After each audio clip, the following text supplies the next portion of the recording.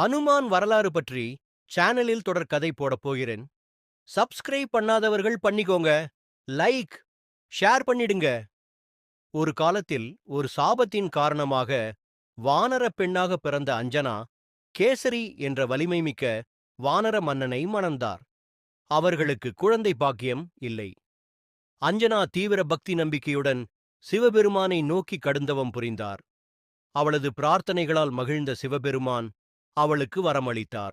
அதே சமயத்தில் தூரத்தில் தசரத மன்னன் குழந்தை வரம் வேண்டி ஒரு யாகம் செய்து கொண்டிருந்தார்.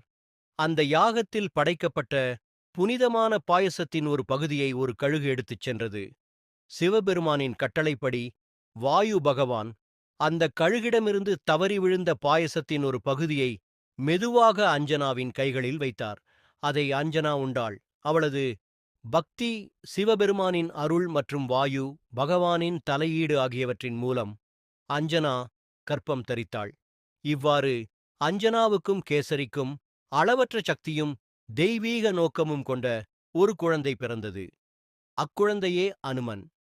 இவருக்கு ஆஞ்சநேயா, அஞ்சனாவின் மகன், மற்றும் வாயுபுத்ரா, வாயுவின் மகன் என்ற பெயர்களும் உண்டு. இவர் சிவபெருமானின் அம்சமாக கருதப்படுகிறார்.